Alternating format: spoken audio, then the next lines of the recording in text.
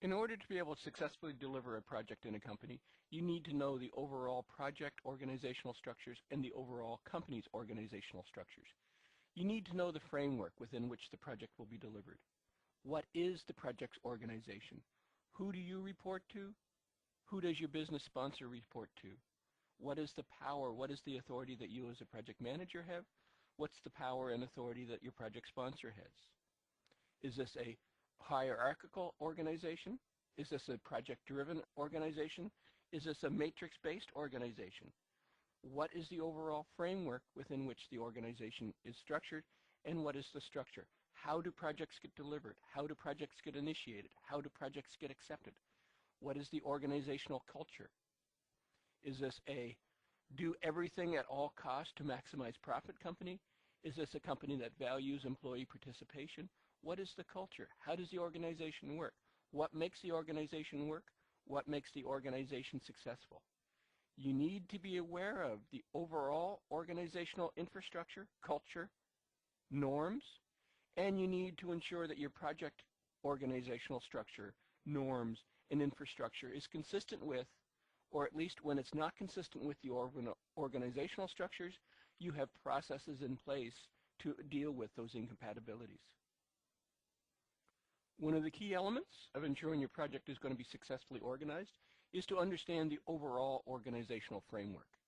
And that begins with the structural framework. What is the project's organization chart? What is the company's organization chart? Who has the power? Who has the authority to ensure that your project gets delivered successfully? You must be aware of the structural organization for your project and for your organization. You must know who reports to who and who has the power, who has the authority. Another key component is the human resource component. In other words, how are employees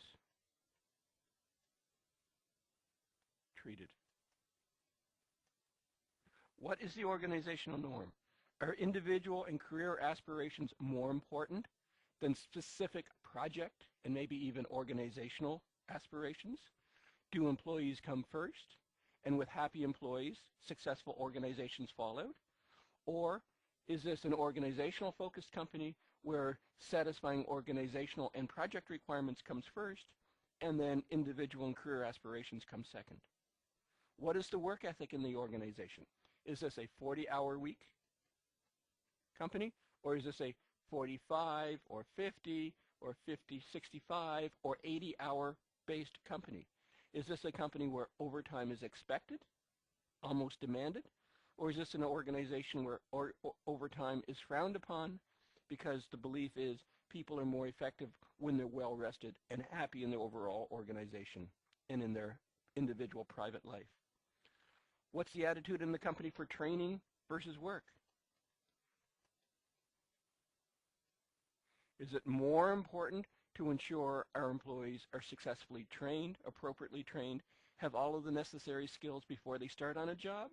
Or is this an organization where on-the-job training, learning by mistakes, is the norm? What's the culture for the organization in terms of, is the current project the most important thing, or is the overall organizational requirements more important? If a staff member, if a team member on your project has to choose between being successful on the project and making the organization more successful, where are they going to fall? What's the political framework? And this is internal politics and external politics. Who needs to be made happy? Who has the power? Who supplies the leadership? Who are the supporters? Who are the detractors? What political environment is your project working within? Who do you need to ensure is happy internally for your project to be successful? Who do you need to work externally to ensure that your project is going to deliver successfully? And finally, symbolic. What environment does the organization work within? Is this an organization where the CEO walks around, meets employees, talks to employees? Or is this an organization where senior management sit in their desks in their corner offices and are treated with awe? What is the dress code? Is this a very formal organization where full business attire is expected every day? Is this an organization that supports dress down? What are the organizational norms? Is this a functional organization? Is this a punctual organization where adherence to policy is number one? Is this a friendly ad hoc environment, or is this a very formal environment? You need to know the total organizational framework. Who has the power? How are humans, how are employees treated within the company? What's the political environment? Who do you need to turn into an ally? How do you deal with foes to your project? And what's the symbolic organizational framework? What are the norms? What's the policy? What's the procedures for operating within this company? It's very important as a project manager that you know the overall organizational structure, both for the organization and for the project. Is this company primarily a functional organization? And by a functional organization, that is the traditional organizational chart, where you have the head, the CEO, at the top, broken down into individual business units or individual functional areas with appropriate levels of VP or director ownership of the business units or the functional areas, broken down underneath them to individual managers, broken down to individual staff members. So the functional definition is very much your traditional, hierarchical, traditional business organization. Probably a direct opposite to that is the project-based organization. A project-based organization, again, obviously has a head, but underneath the head, you would have individual project managers reporting directly to the project senior management, and the individual project managers have project team members who report directly to the project manager and are responsible for specific project delivery. Project-based organizations typically do not happen outside of organizations who do project-based work on a consultancy or a fee basis. The more common type of organization structure that I'm seeing in most businesses today is some form of a matrix relationship, where the primary relationship is still functional, where you have the organization broken down by business units, but within that you have very specific cross-functional, cross-business unit relationships where different people report to different business unit managers, different functional managers, as required by specific engagements. And again, from the viewpoint of this Nugget series, those engagements would be project-based engagements. So although we've defined these as three unique, three very specific forms of organizations, most organizations, you're going to see variations of these. So within an organization, within a specific project itself, you're going to see very different organizational, functional, project-based matrix relationships based on each individual specific project requirement. It's important that you understand which combination of functional project matrix-based environment you're going to be operating within, because it is going to determine your power and your authority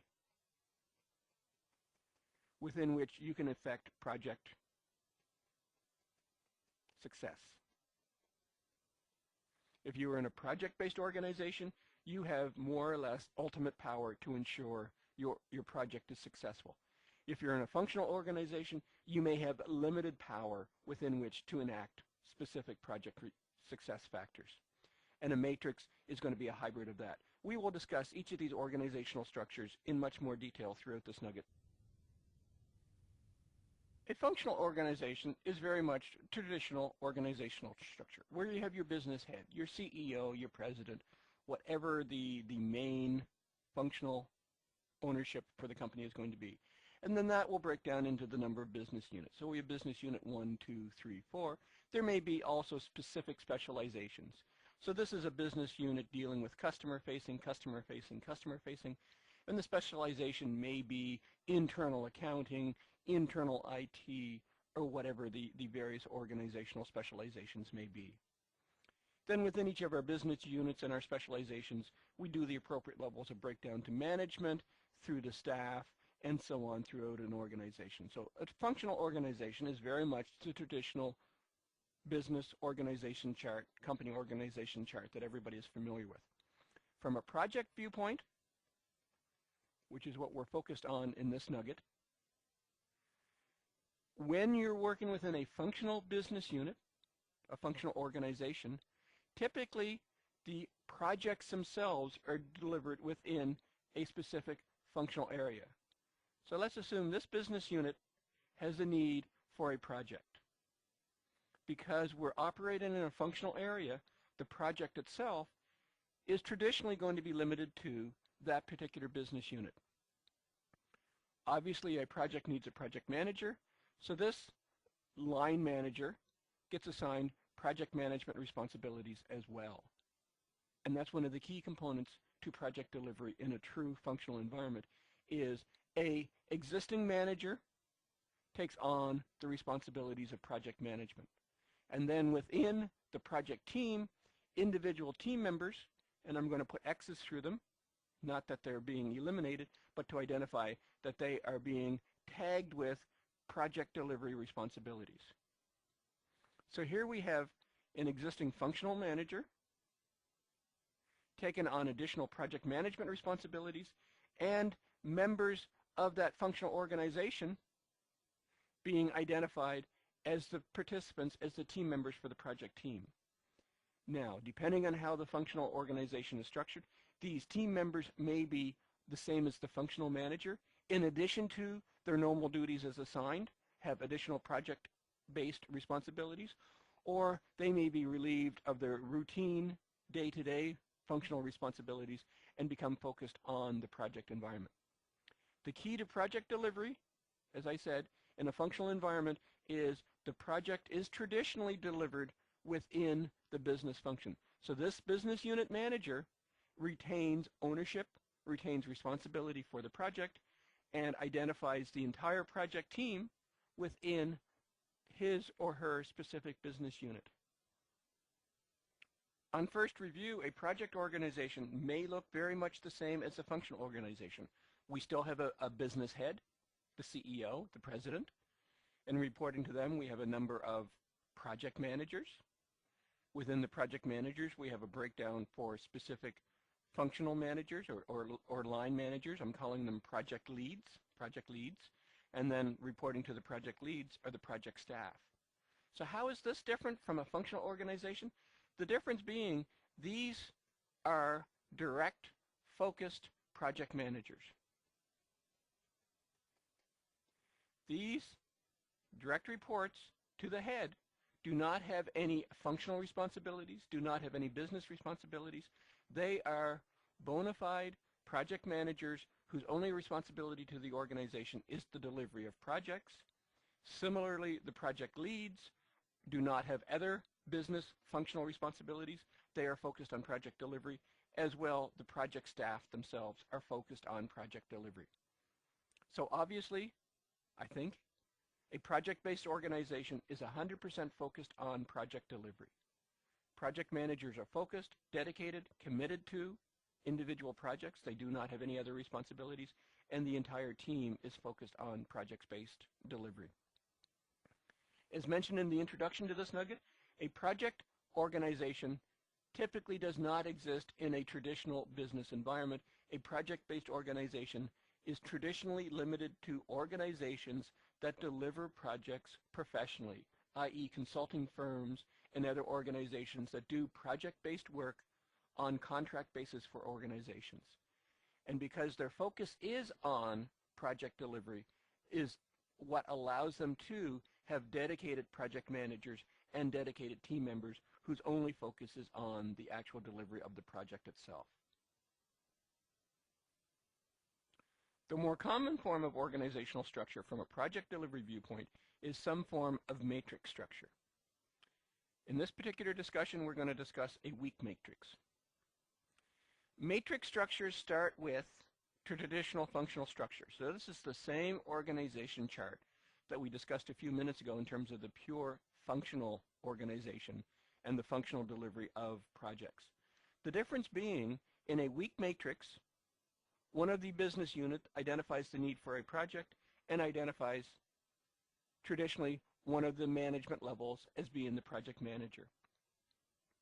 Unlike the functional viewpoint for projects where all of the staff are taken directly from the business unit, in this case we take a staff and this staff directly from the business unit that has the project requirement, but we say this particular staff member has skills, has knowledge that is needed for the project, and maybe we need this staff member from this specialization and this staff member and this staff member over here. So in a weak matrix, you have the project manager represented as part of the existing management structure for the business unit. Some, and often a considerable number of the project team members come directly from the business unit, but other team members are going to come from other business units, from other business units, from other business units, and from other business units. The advantage of the matrix relationship is you're able to pull in special skills, special knowledge from other business units to ensure that the project has all of the skills and all of the knowledge needed to be successful. The disadvantage is these team members still have direct functional reporting relationships back to their individual business units, and there may be conflicts as expectations, as requirements come up, that where the project requirements from the project manager may differ from the functional requirements from the business unit managers. The next form of project delivery organization we're going to discuss is the strong matrix. And the strong matrix starts with the functional organization just as the weak matrix did.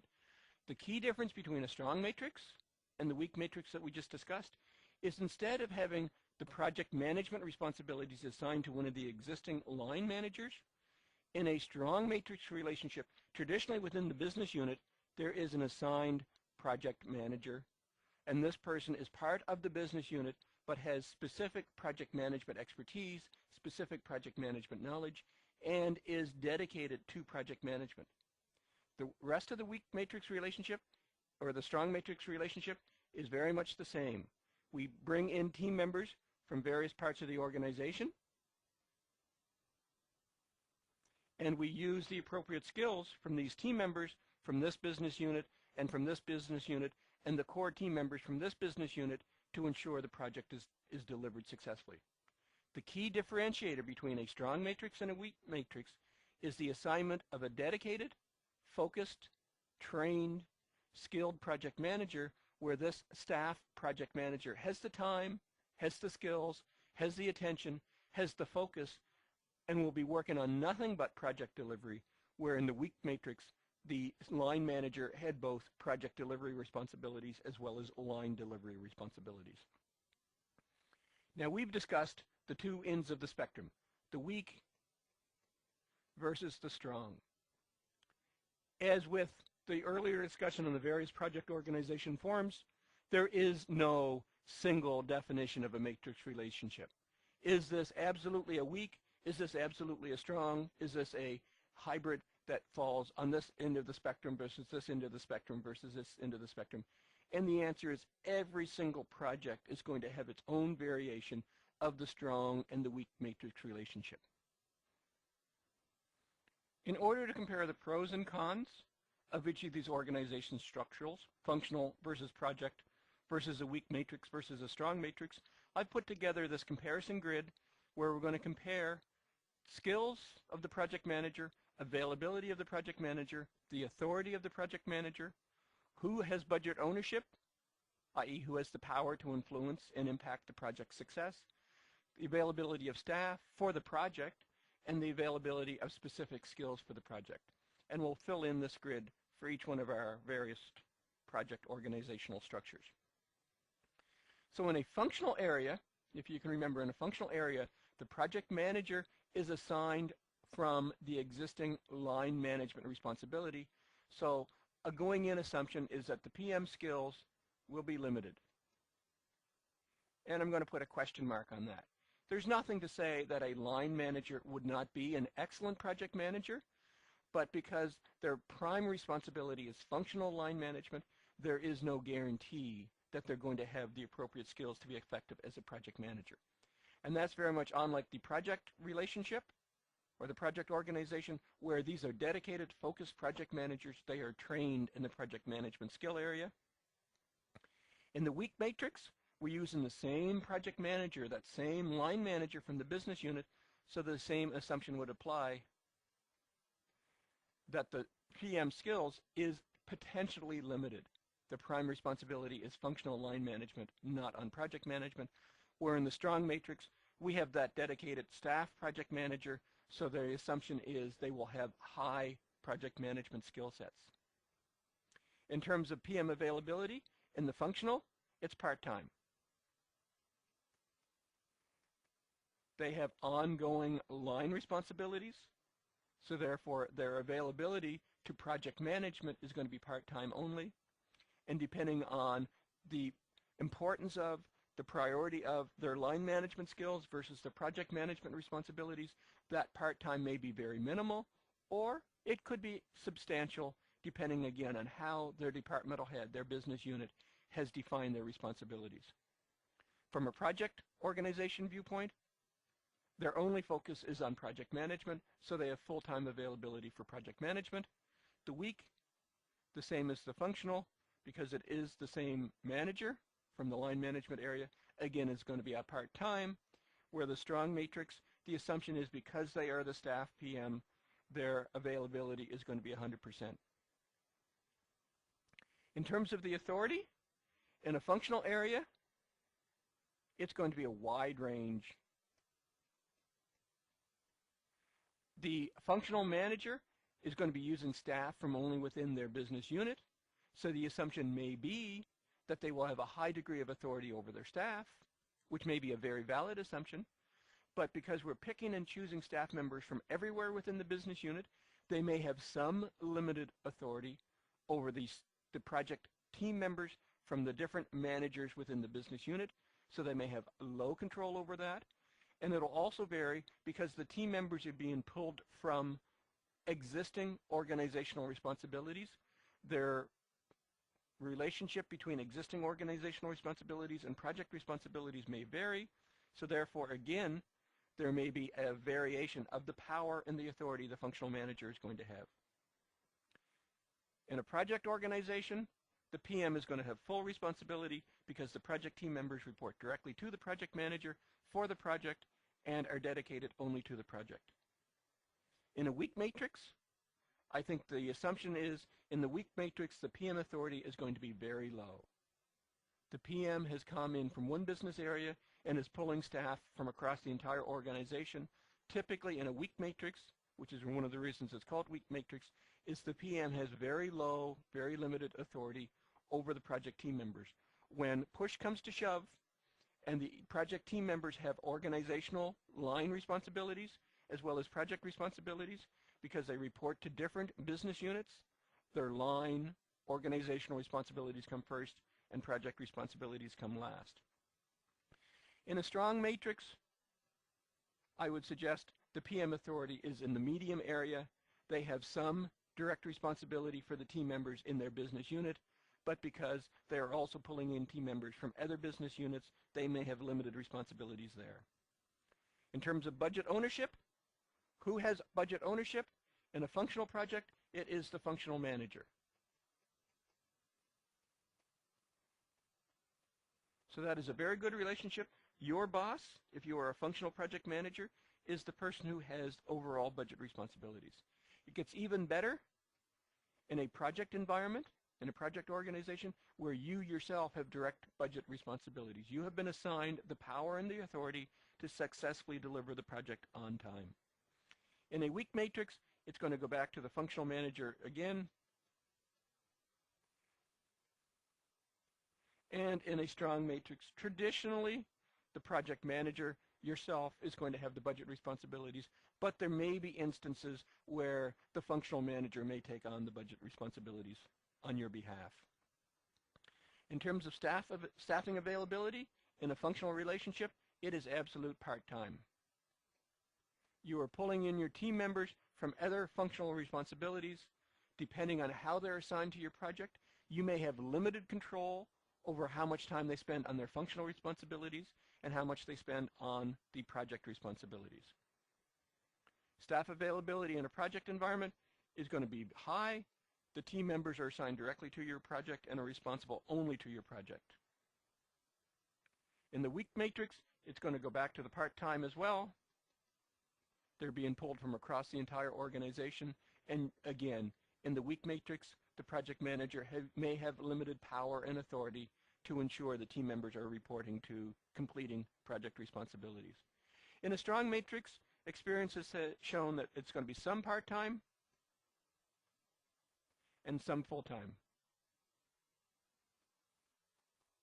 Much like the project manager has direct project responsibilities in the strong matrix, traditionally in a strong matrix, some of the team members will also be assigned to the project full-time, but some of them drawn in from other business units may be on a part-time.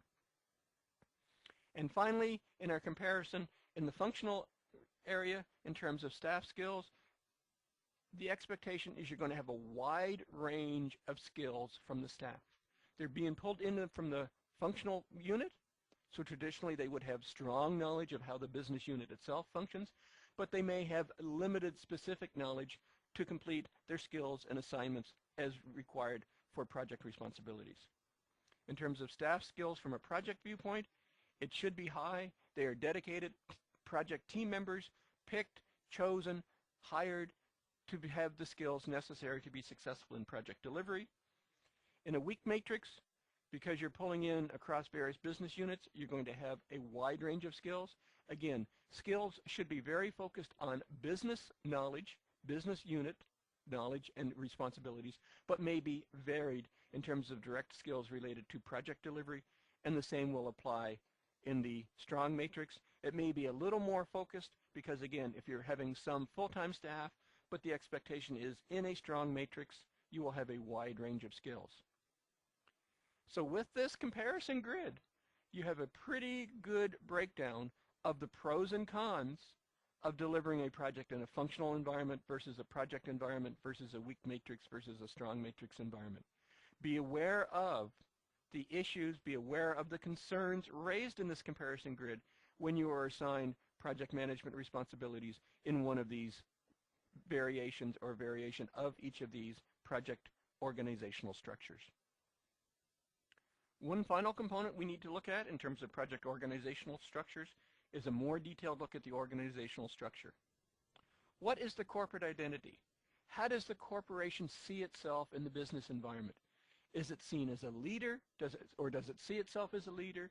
Does it see itself as a follower, an innovator? Does the organization see itself as a good corporate citizen, a green citizen if you want to look at it that way? What is the organizational identity? You need to ensure that your project is going to operate consistent with the overall organizational identity. We've talked already about the human resources aspect. What's the difference between the corporate emphasis and the individual emphasis? Is it more important to ensure our employees are successful, are happy? Or is it more important to drive the bottom line to satisfy the stakeholders and overall profitability of the organization? How well or how do the various business units integrate? Do the business units share for the corporate best good, or do the business units compete? And again, the competition could be for the overall organizational best interest as well. I've been involved with organizations where the corporate culture is business units must compete. There are limited funds available. There are limited marketing opportunities available. There is limited everything available, and therefore each business unit needs to compete against its fellow business units to get the marketing dollars, to get the R&D dollars. What's the overall organizational culture? What's the organization's culture in terms of risk? Does it embrace risk? Does it take on risky projects with the expectation that risky projects will result in breakthrough initiatives, breakthrough opportunities that will drive the company successfully forward, doing things that their competition hasn't done? Or is the organization very risk intolerant? They need safety, they need security. They will not take on risky projects. They will wait and deal with the status quo, or they will wait until proven processes are in place to allow them to move forward. What's the organizational focus? Is the organization focused on short-term or long-term? Is it more important to be profitable in the next quarter, or is it more important to be profitable over the next 5 years? And finally, what is the overall maturity in the company? What is the project management maturity? Are there existing project managers in place? Is project delivery principles well embraced in the organization? What's the product maturity that you're developing your project for? Is the product in the initiating stage of its life cycle, in the growth stage, in the maturity stage, or in the decline stage? There's going to be more money available, more risk interest in products that are in the initiating and growth stages than are in the maturity and decline stages. And what's the overall company maturity? Is this a new breakthrough startup company, or is this a very established, very mature company? You need to be aware of the overall organizational culture, because how the organization operates is going to dictate, is going to influence how your project must operate to be successful in the company. In this nugget, we focused on project organizational structures. What is the organizational environment within which your project is going to deliver? We talked about the framework, the organization structure. Is your project being delivered in a functional organizational structure, a project-based organizational structure, a matrix-based organizational structure? Whether it's a weak matrix or a strong matrix, we focused on the differences between functional project delivery, project-based project delivery, and matrix-based project delivery. And we looked at the pros and cons of each of those. And there is no right answer.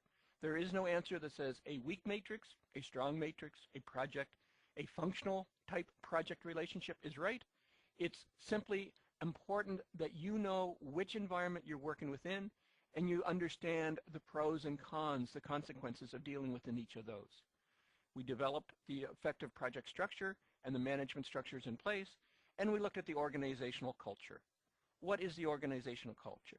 Is this a profit-driven company, an employee-driven company? Are the business units integrated? Are the business units competitive? We looked at the risk strategy for the company. Is this company willing to take on risks for breakthrough initiatives, to do things that the competition hasn't been done before? Or is this a very risk-intolerant company, in which case we will take tried, proven approaches to successful delivery? We need to understand what the overall organizational environment within which we're going to deliver our project is, and then we will be successful delivering our project. This concludes our nugget on project organizational structures. I hope this video has been informative for you, and thank you very much for viewing.